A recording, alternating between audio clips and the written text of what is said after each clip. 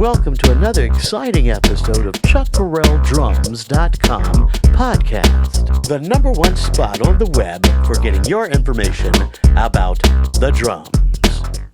Welcome to ChuckFerrellDrums.com podcast. This week, we're going to talk about tuning drums.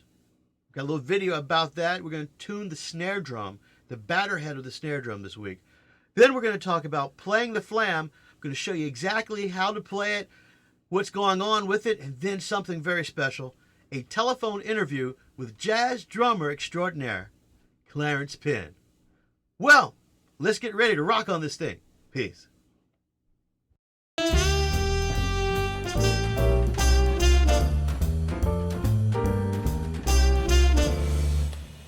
Okay, to get started, we're going to have to remove the old head. To do so, I always like to put my hand where I'm starting to the right of my snare strainer. I loosen just a little bit, and I go to the opposite side, and I do the same again. And I'm going to repeat this process until the head is loose. Now the reason I'm going from one side to the other, opposite sides, because I don't want to bend the rim. Okay, does that make sense? Notice I take that finger off there and put it right back on, just like a little bookmark. One more quarter turn all the way around, and then we can just loosen them at will. Now we just loosen at will. Take these all the way out. Okay. Sounds like it's done. Do the same thing over here. Now it's time to remove the rim and the head. Usually there's a lot of dust and junk built up in there. So I just take it all the way off, move it away, and just discard the head into the trash can. But before I put the new rim on, I want to do a couple of maintenance things that is very important. One, I want to look at the rim itself and make sure, oh yeah, we need to wipe some of this down. You see how debris has gotten underneath there. So you want to get rid of that debris. Just place that down. So what I do, I happen to love Murphy's Oil soap and some water. I spray it on a rag and I just wipe the rims down so that I can get rid of all the debris and junk that may be under there. Wipe on the outside and underneath this rim area, especially where it contacts the head. That's where you want to wipe. Make sure your drum is going to have a clean contact surface. Makes it easy for tuning.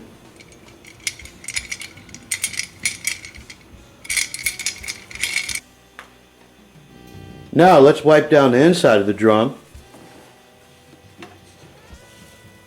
See, there's a lot of junk in there. I usually turn it over.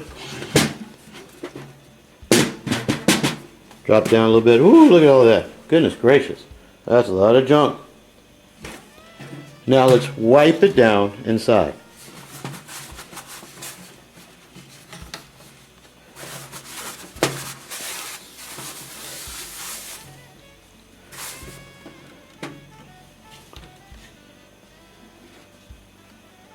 Okay, the next thing I'm going to do, I'm going to tighten up all the little screws that are inside the drum. I'll give you an example of that. That's why I said you'll need a multi-tool. The multi-tool will help you do that, or a Phillips head screwdriver or flathead screwdrivers. Some drums, you know, might be flathead inside. Most, however, are now the Phillips. Tightening of the screws.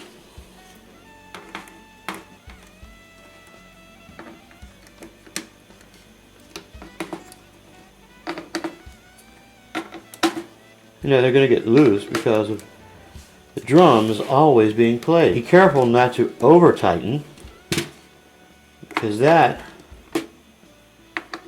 can cause serious problems like you stripping one of these lugs. You don't want to do that.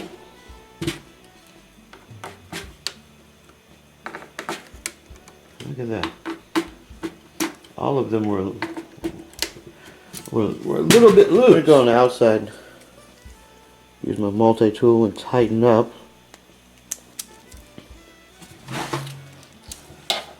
The strainer here. Oh yeah. A little tighten there. Everybody's good to go. Fantastic. And I'm going to look at the drum once more, at the body of the drum, and make sure it's okay. As you notice, I'm playing a Maple Custom Absolute by Yamaha. I love their drums. I think they're great. I'm not endorsed by them, but you know, things can change. Maybe I will be. But I'm going to wipe this drum down, again using my solution of water and a wood soap called Murphy's Oil Soap. Because I always like to put my logo next to the badge on my snare drums, because I always put my snare drums on a certain way on my kit. Now what I'm going to do, I'm going to place this rim back on the drum, and I'm going to tighten down the screws. Finger tighten only. Once you get the lugs to a certain point, they all stop, and then you can start using your drum key to tune them properly. They've done a really great job with this. These drums don't loosen up as you play. I love that. Yes, it's wonderful what they've done. Yamaha has a great product. It's my voice, I'll tell you that much. I'm going to take my drum key and I'm going to tighten it down just until the lug touches the rim. I'm looking at it all the way. There it is. Touched it. Notice I'm starting to the right of the snare throw. I know for me it takes about, oops, let me catch that, about 3 turns, like that, which is really 1.5 turns before I can get it in the point where I can really hear the tone quality of the drum. I push into the center of the drum. That gives me what you call seating the head. I've had the head on the drum and I've pressed in there. Now I've caused the drum head to seat, and now I'm going to play, cut the snares off, 1 inch from the rim. Uh-oh, hear the difference? A little bit. Well, that's pretty close.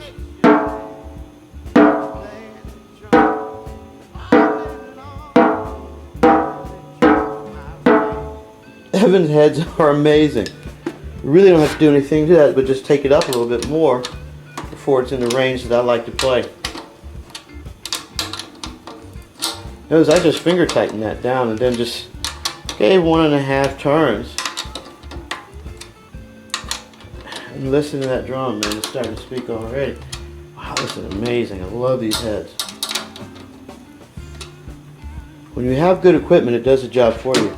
Now let's just listen to the snare drum. I'm going to tilt it a little bit. Wow. Well, that snare drum's tuned. Didn't have to do much for it. We're just going to listen to from the rings here.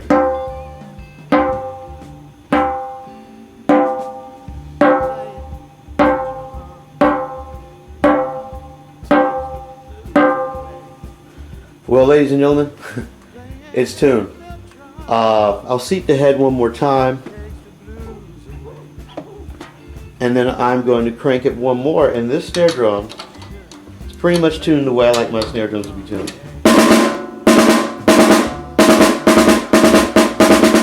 Ooh, beautiful. That's how you tune a snare drum.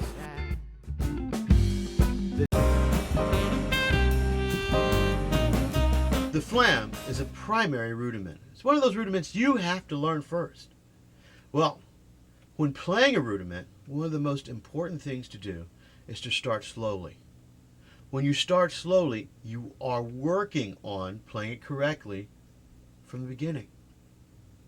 All right, check out the flam.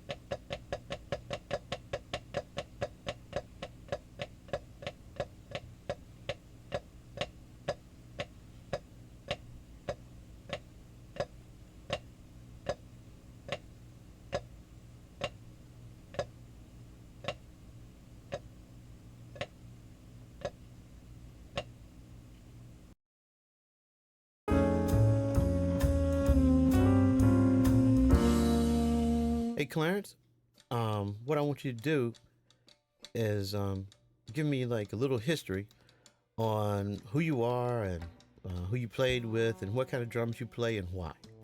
Wow. Um, well,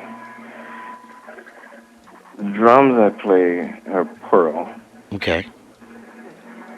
and I do play them because I like the sound Yeah. of the drums. Um, I think for jazz, they're probably one of the closest sounding drums to like the old drums for me. I mean, actually, I think it's a good marriage of the modern and the old sound. Right That's on. why I like Okay. it. That's why I like using Pearl.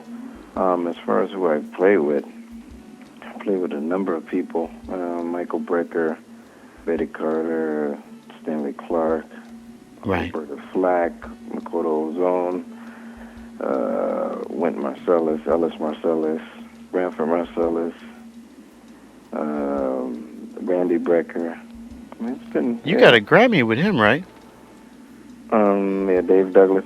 I got a Grammy with Randy Brecker, and I got a Grammy with a lady named Maria Schneider. Yeah, the big band. Yeah, the big Yes. band composer. Yeah. Yes. So yeah, it's kind of cool. Yeah, man. Yeah. That's real nice. I wish it was um, my Grammy, but hey, man, but hey, you were there. You participated. You made it happen. Oh, that's true. I helped make it happen. Yeah, you did. Hey, man. Now, we talked about a little bit of that about the history of who you played with. We know why you play the drums you play. Um, and now what we're going to talk about is like, what should young players do to get to where you are? And basically what I'm thinking about is like, how much time did you practice? What kind of stuff did you practice? That kind of question. Can you fill my students in with that idea and just the listeners worldwide, basically, with what's going on with that? Because it's a lot of work that has to happen to get to where you are. Right. Um, I think, I mean, you have to think about the type of player you want to be. And you have to think about the type of jobs you want to have. Not all of us could be the Dave Weckels, the Dennis Chambers. Those guys are great, but, for me, I always wanted to be one to work with any and every group, Mm-hmm. The most important thing for me is to work, not necessarily work with one band, but work with anybody. If they're playing Bulgarian music, I want them to be able to say, "Hey, man, Clarence could probably play. He can play a lot of things." Right.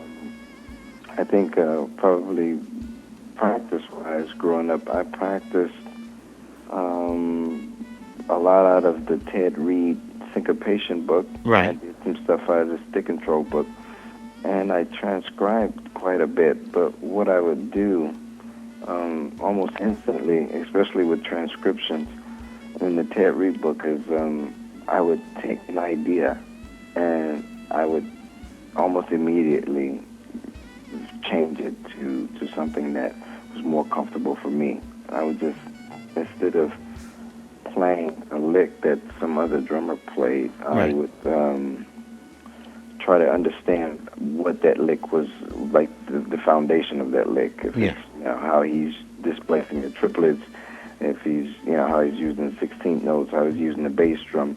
Really I would try to dive inside the lick or the phrase that the drummer is playing, Right. as opposed to, on the surface learning what he played. Because if I learn what he played on the surface, then I'm gonna sound like him, or I'm gonna sound like I'm trying to sound like him. Right. What I Right. mean? And for me, it was more important to kind of understand where that lick was coming from, and also give me some ideas on how to come up with more licks like that, or inspire me to come up with things of my own. So I practice that way, and I still practice that way a lot. I also practice dynamics a lot, because I think a lot of young players don't have a good sense of dynamics, and I think it's cool to be able to play loud, but it's easy to play loud. If you Right. can take everything that you play and try to play it pianissimo, you'll realize the kind of control that you need to play that way is pretty incredible, and it's very difficult. Well, I can tell you one thing, man. You can do that. Well, I mean, Because I've seen you in different venues, working with, like, for instance, with Makoto Ozone, right. and then I saw you with Marie Schneider. Man, it was beautiful because you have a really great grasp of dynamics. Wow. Well, I appreciate it. I mean, I grew up listening to a lot of classical music also, and the classical music, the dynamics are, great, vast. Yeah. 1 second they're playing fortissimo, 1 second they're playing pianissimo, and like everyday life. I mean, everything is not the same. Right. There's always ups and downs, and I feel music needs that. So I'm consciously aware of how I'm sounding when I'm playing with a band, with a group, And I won't approach every soloist the same way. If I just played really loud behind Michael Brecker's solo, okay, I'm not going to start Adam Rogers, who's a great guitarist. I'm not going to start his solo, that same intensity. Right. I want to bring it down and have a place to go. Okay, I understand that. You know what I'm saying? It's Yeah. always that you want to create the depth and the variety. Right. Right. See, I like that. Let me ask you a question. In regards to time put into practice, how much time did you put in? For instance, when you were in high school, and I don't know, when did you decide that you wanted to be a musician? In high school, I'm thinking about 10th grade, I decided I wanted to be a professional drummer. Okay. But actually, I should say I decided in 10th grade that I wanted to be a percussionist, because that's what I was more interested in, playing in an orchestra than playing a drum set, Okay. behind people. So, yeah, 10th grade, Okay. I decided. And then you were studying mallets and timpani and the auxiliary percussion like tampering and things like that. hmm Did you had a private teacher then? I'm assuming. Yeah, I did. I studied with the principal percussionist of the Detroit Symphony Orchestra. Oh, cool. And then I studied with a guy under him named Sam Tundo, Okay. who was really great. I mean, and I think even though I studied with the principal, I learned more from the guy under him, because I think he was just more of a people person. Okay. He understood, where I was coming from. He talked to me. He just didn't have this vibe. Like, he was like the best thing out there. He was very cool. Right. And the same way with Alan Dawson. When I studied with Alan Dawson, it was like, very giving. Right, right. And they talk to me a lot, about more than just playing. Right, right. But talk to me about life and all of that stuff is what you have to bring to the table. Right. Now, let me ask you another question. How much practice did you put in a day for when you were in high school? In high school? Yeah. In high school, I would probably practice a couple hours a day. Right, a couple hours, yeah. A couple hours a day. I mean, because let's see, high school, I do mallets. Yeah, a couple hours, yeah. Maybe 3 hours at the most, because I had to do mallets, I had to do snare drum, and then I would want to play a little drum set after. Right on. So, in high school, I kind of did that. It wasn't until I got in college, that I started putting like a lot of hours in, practicing. Like when I was at Miami, during the week I probably practiced 5 hours a day, 5 to 6 hours a day, and then like on the weekends, I would just stay in the practice room all day. 10 hours, good. 12 hours. I would just eat lunch and just go back in the room. So. That's not saying that I knew what I was practicing, because right now, or the last 10 years or so, I got a different view on putting a lot of time into practice. Right. I feel now that if you write down what your goals are, and if you're really focused, then you could do a lot within an hour, an hour or 2 hours. That's what you pretty much need, I think. Right. Because I think when you practice, you should be working on things that you can't play. I agree. To things that and a lot of us are guilty, because we love to play things that we can play, or things that are fun, or what I call the feel-good practice session. Exactly. And, it's very frustrating to try to work an hour on something that you can't play. Right on. So, I don't know if that answered your question, but yeah, a couple hours in high school, and quite a bit more time in college, and then once I got out of college, that's when I started to realize that I didn't really need to put in that many hours. Right. I just need to concentrate. Right. Now, I always wrote down my objectives. Right. Yeah. To practice. I just didn't walk in the practice room and try without a plan. Right. I always had a plan. Okay, that's cool. Thanks for viewing the ChuckFerrellDrums.com podcast. Hope it was entertaining for you. We'll see you very soon. Thank you, Clarence, for hanging out with us. That was the first part of a 2-part interview with Clarence Penn. Check him out at www.clarencepenn.com.